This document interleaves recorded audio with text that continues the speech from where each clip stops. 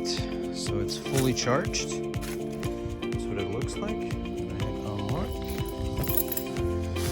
Today is a cold day. It's about 37 degrees outside. You wanna come with? And let's see what kind of mileage I get. Giddy up. Alright, let's go.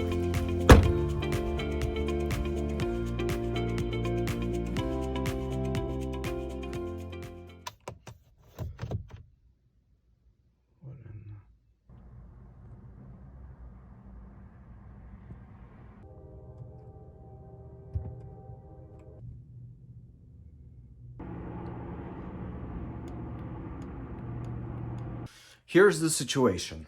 Here's what happened. A couple days ago, I get into my i3. Things are good. Life is good. I press the button to start like I usually do, and I charge it to 100. I get in the car and nothing again. I mean, at this time, the key fob doesn't work. Nothing works. So where are we now? I think it's the battery. I think it's a 12-volt battery. So in this video, I'm going to go ahead and change out the battery and kind of go through the process. And the reason why I want to document this is because you can't just swap a 12-volt battery. So this is not the main battery on the i3. This is a 12-volt battery. And you can't just swap it out without programming it. So that's kind of weird where I have to program it. There's the i3 sitting here, can't go anywhere. So you would probably ask yourself, like, where do you put the key? Like, where does the key go? And the answer is, it's in this portion. There's a special part here where you stick the key and it like pops off. Because usually you never use the key. There's the key.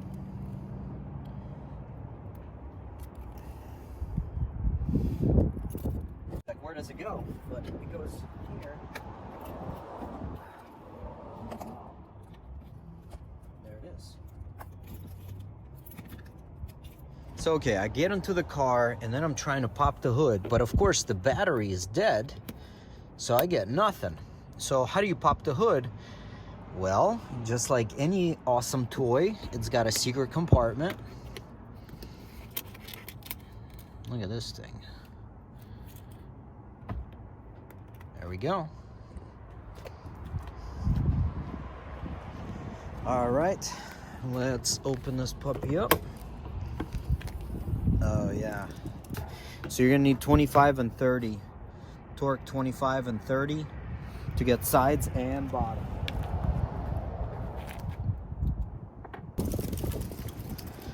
Okay, so let's take this thing out.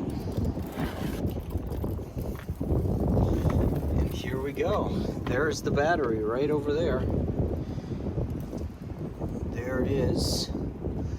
And the first thing I need to do is disconnect it from the power that it is getting. Here's an important aspect. You got to disconnect the battery by pressing this little lever here and pulling this down so that it's disconnected here. You got to pull this down so it's completely disconnected.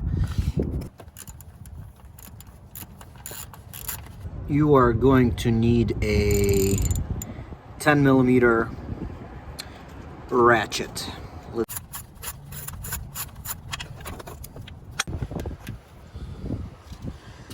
There's one, and there's going to be two right there. All right.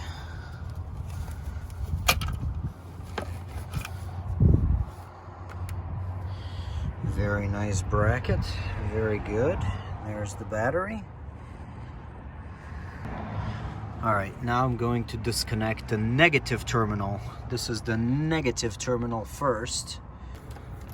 It's nicely done the way that they did it. It's actually pivoted upward, which is pretty easy to work on. Okay, I took the negative and positive terminals off. There was no spark whatsoever, which tells me the battery is indeed most likely dead. It's just like when I change the batteries out and they're not dead, they usually give me some sign of life. But this one seems to be Caputo. Trying to see. Okay, it's 12 volt, 20 amp. I can already see it. All right, I'm gonna try to get it out of there. And I know back there, I gotta be careful. There's a vent. There's some sort of a vent back there. So I'm gonna be very careful. So the vent was on the side. In 2014, in mine, the vent was on the side, and it was actually really easy to remove it from there. The vent itself is back here. There it is. It looks clean. Everything looks so clean in here. I'm loving it. This is, I'm gonna have to say, yeah, AGM battery. AGM battery, 20 amp hour, 300 amps. Cool. So far, so good. Oh yeah, I gotta take these off. Okay, it looks like these are T30s. Same T30 as I was using before. I do recommend getting a screwdriver like this. It's so much easier. I just forgot mine at home, so I have to use these guys, and it is a pain. But anyway, you got to take these off. Let's go. So this is the situation.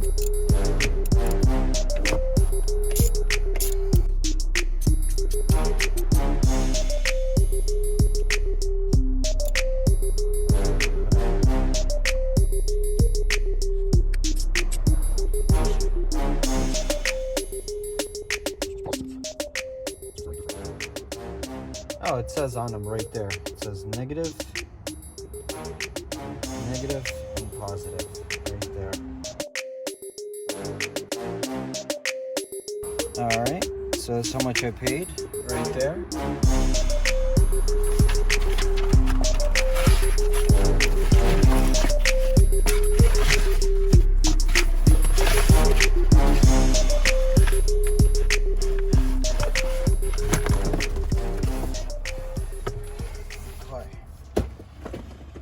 Look at this thing, see how it compares. Okay, very similar, very similar. Da-da-dee-da-dee-da-da-da. Da-da-da-da-da-dee-da. Da-da-dee-da-dee-da.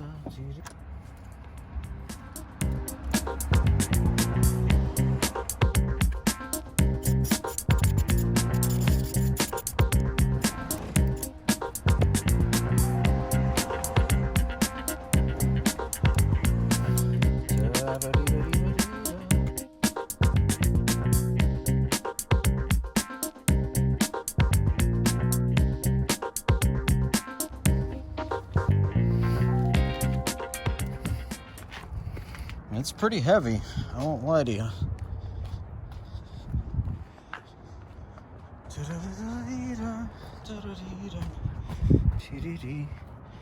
Set it down right there. So this little vent right here goes on the side of the battery. It just goes, just gorgeous. Okay, I am carefully going to place this back in and connect the hose, connect the terminals. Okay, let's go.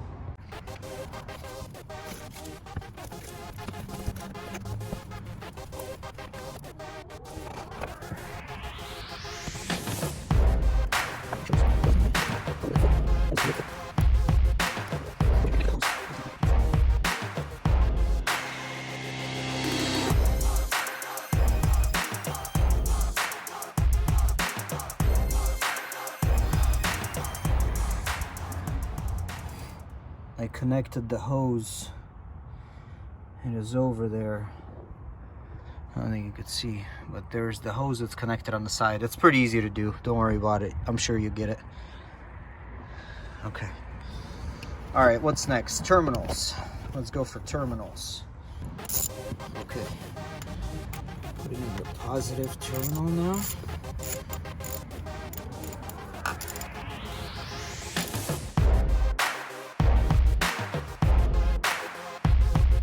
Now I'm going to connect the negative terminal.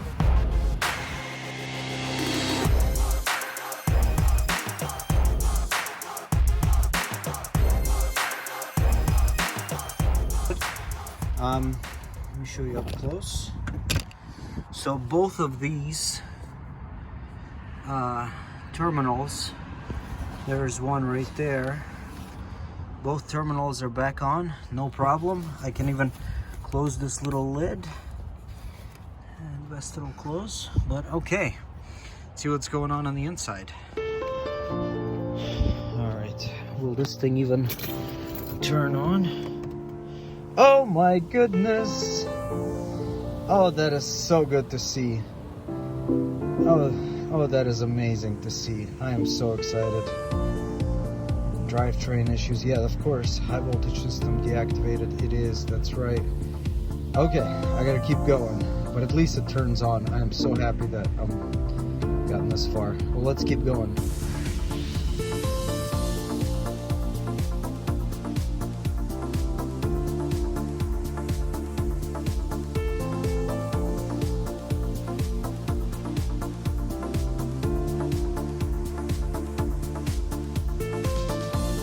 That is great. Okay, battery's installed.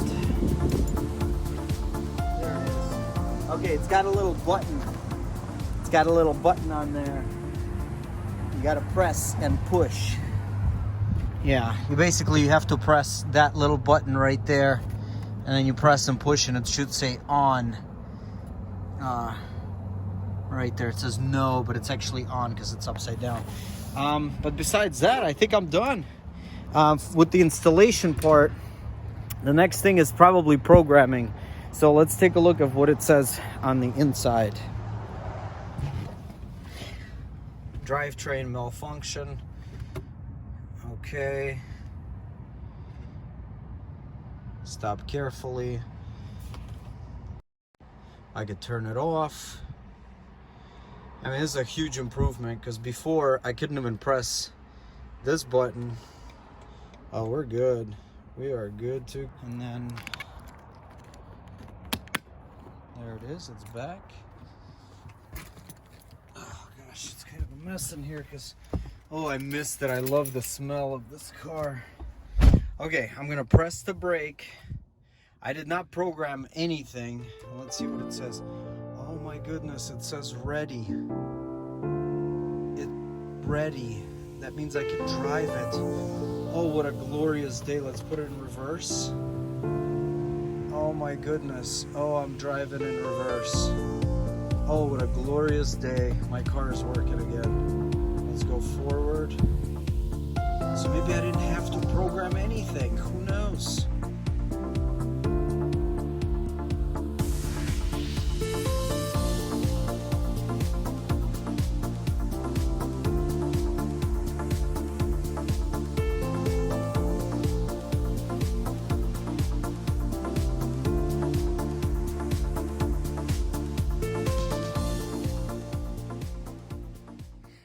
Okay, so I just plugged in this Foxwell into the BMW i3, the port. And let's go ahead and press this button. Okay, so it's started up a little bit. Accessory still active. Now, I think you go to, let's zoom in. Now you go to BMW. Loading data. There, can you see that? I press enter. Let's do smart reading. I guess F3 completed.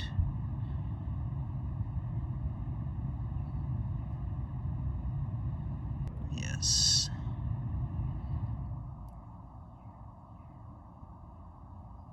Okay, the car just shut down. It restarted. Okay, please wait, loading data. Okay, something's happening. Let's go to service. Let's go to body. Ah, there it is, power supply, battery.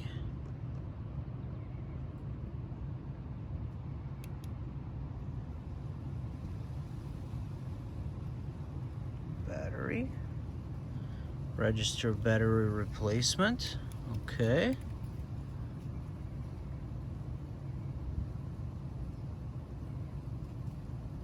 Register battery replacement. Let's do 2.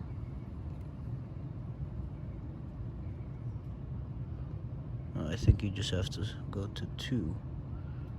Okay.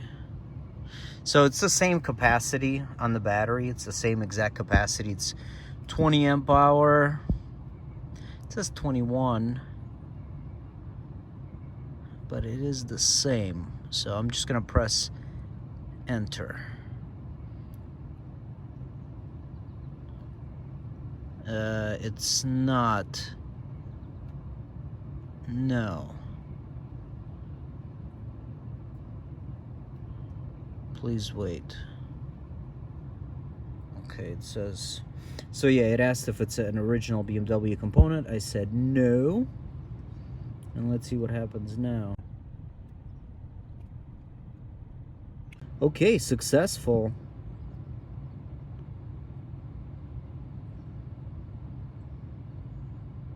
Less battery replacement. Let's see the correlation between the depth of charge and cycle life of the battery with difference between 500 and 1300 cycle depending on the depth of charge. Yeah, exactly. So basically the reason why we would program in the BMW i3, the reason why for programming is more for if you are changing the battery type and you want to change the voltage regulation that I presume is going on in the i3 between lead acid and the AGM. That's when you do it. Otherwise, I didn't have to program anything.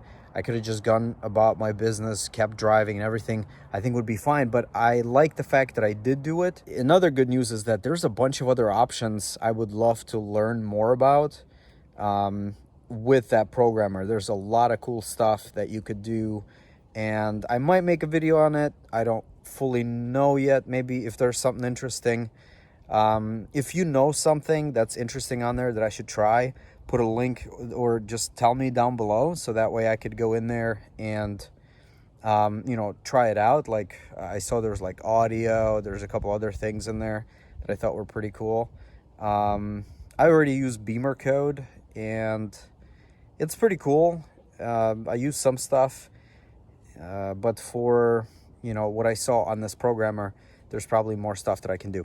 Anyway, that's a side note. Either way, this car is amazing. I'll do a full review. I was actually getting some footage for that when the car died on me. So pretty soon I'm gonna do like a full review of what it's been like 6 months driving the i3 as a work vehicle. Okay, well, thanks for watching. Consider subscribing. Have a good one.